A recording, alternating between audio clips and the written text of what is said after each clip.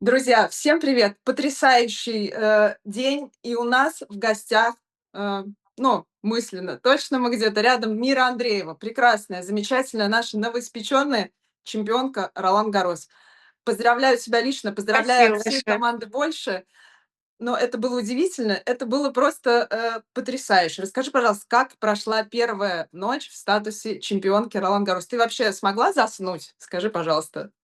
Заснуть смогла. Мы, правда, вернулись достаточно поздно с ресторана, праздновали мы, потому что, конечно, много было обязательств после матча, пока все сделали, пока вернулись в отель, а потом поехали в ресторан уже в 10 часу, пока посидели, покушали, поговорили и уже вернулись достаточно поздно. Мне кажется, полвторого в 2 часа ночи мы вернулись в отель, поэтому пока мы с мамой еще поговорили, посидели, полежали, и потом как бы я в целом быстро достаточно заснула. Но просыпаться надо было тоже достаточно рано, но поспала я хорошо в целом.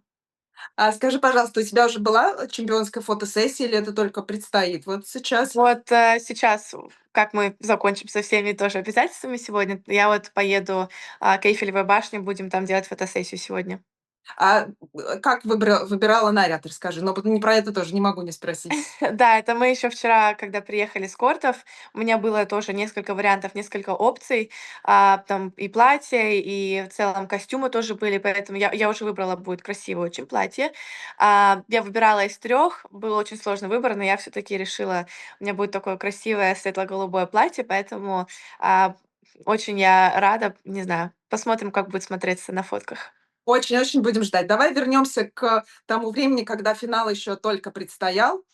Как это было? Насколько волнительно и было ли страшно? Потому что, когда мы смотрели на корте на тебя, вот у меня было личное ощущение, что это уже, ну, не первый твой финал турнира "Большого шлема". Настолько ты была сдержанной, хладнокровной, мудрой. Не знаю, как тебе удалось вот попасть, вот войти в это состояние и оставаться в нем на протяжении всего матча? Ну, на самом деле нервов было очень много, особенно, я бы сказала, начиная с четвертьфинала. Вот, с этих матчей я прям очень сильно нервничала перед каждым матчем. Потом после каждого матча было столько радости, потому что я выиграла. Но вот, конечно, нервы, не знаю, их было прям очень много, особенно перед финалом. Я, написала своему психологу, потому что я решила, что нужно чуть-чуть поговорить, как-то, не знаю, сделать так, чтобы я не так сильно нервничала, лучше себя чувствовала. В этом плане, конечно, мне тоже очень помогло. И, конечно, не знаю, как я справилась с нервами перед финалом, но я видела, что она тоже нервничает, потому что у нас матч начался вот так с невынужденных ошибок у обеих. И, конечно, кондиции во время матча тоже были очень-очень непростые, очень ветрено, поэтому, не знаю, я как-то решила для себя, что если ветер, я постараюсь сделать так, чтобы это было преимущество для меня, а не для нее. И как-то вот, не знаю, с каждым розыгрышем, с каждой минутой на корте проведенной было как-то, ну, становилось уже легче. Ты рассказывала о том, что очень много матчей Роджера Федерера смотрела на протяжении этих 2 недель и старалась как бы взять за основу его модель поведения. Так послушаешь, кажется, ну, все просто. Посмотрел, делаешь так же. Но мы-то понимаем, что одно дело смотреть, другое дело выполнять. Что все таки тебе помогло больше всего вот именно в это состояние Роджера, давай это так назовем, войти, вот сейчас? Я бы сказала, что, конечно, говорить про это все намного легче, чем на самом деле делать на корте, но я просто, не знаю, пыталась, представить, что я Роджер на корте, и как думала, как бы он себя сейчас в этой ситуации повел, что бы сейчас случилось. И как-то я вот, не знаю, может, немножечко даже в какой-то момент заигралась в этом, что я в этом образе находилась, и иногда мне Но это даже ты не стала помогало. слева одной рукой играть, поэтому все Ну, нормально, в это я уже принципе. решила оставить, может, на другой матч, не на финал "Большого шлема", может, как-нибудь потом где-нибудь попробую. Решила сейчас не экспериментировать особо на этом матче, но, из-за того, что я как бы так долго думала и много думала про него, что я в какой-то момент даже забывала, переживать в какие-то моменты на корте, поэтому в этом плане, мне кажется, очень помогло. То есть Роджеру тоже сердечко отправляем отдельное. Да. Конечно, ему можно даже 2. Ему, может, даже 2, не жалко. Ты знал вообще, что на матче присутствует Брэд Питт, на трибунах сидел? Я, когда разминалась в спортзале, его показали крупным планом по телевизору, и у меня сразу молниеносная реакция, говорю: "Какой он красивый!" Такой как бы, ну, прям и красиво одет, и такая харизма от него тоже исходила. Но я не знала, что он сидел прям вот напротив моего полотенца, куда я приходила между геймами, между розыгрышами.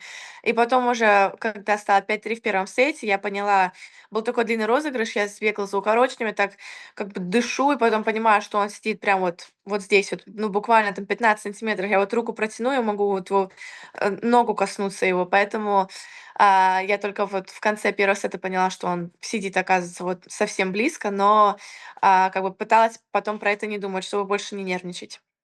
Очень многие звезды тебя уже поздравили, в частности, Новак Джокович и, конечно же, Мария Шарапова уже сравнили и ваше празднование на корте с тем, как она праздновала много лет назад. А, и она поздравила тебя очень такими трогательными словами. Как бы ты это расшифровала, вот ее слова про то, что рада, но не удовлетворена окончательно? Что это значит для игрока? Я бы сказала, что это, конечно, значит, что ты очень рад победе, что ты в целом рад, как все это произошло, что, конечно, у тебя титул, но не удовлетворен в том плане, что как бы хочется еще. То есть это не то, что вот выполнена цель всей жизни, все, можно расслабиться.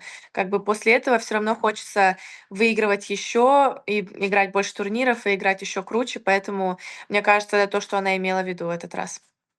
Совсем скоро все тебя уже отпускаем на фотосессию, на все приятные активности. Не могу не спросить про суеверие, потому что в Красноярске, когда мы с тобой общались, ты рассказывала, что очень суеверная и, даже просила тренера не менять футболку на протяжении там какого-то турнира. Наверняка в Париже что-то такое тоже было.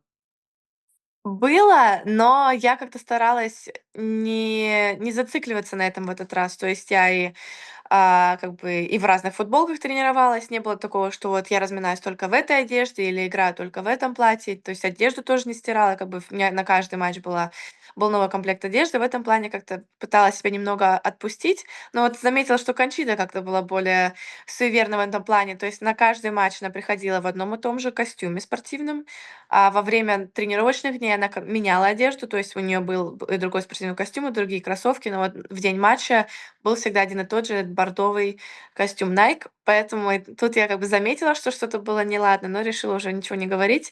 Поэтому, мне кажется, в этот раз Кончита была более суеверной, чем я. Мира, мы тебя поздравляем. Ты большая-большая умничка. И отдельно от себя, как зритель, хочу сказать, что для меня одним из самых трогательных моментов финала было в конце, когда ты поздравила на русском своего тренера Кирилла. Это было потрясающе. Далеко не все Спасибо игроки большое. так делают. Это очень трогательно, мудро, по-взрослому и с большой любовью и уважением к тем, кто тебе помогает. Мы тебя любим, обнимаем и ждем дальнейших побед. И ждем фотографии с фотосессии обязательно. Скоро будут. Спасибо Ждем. большое. Спасибо большое.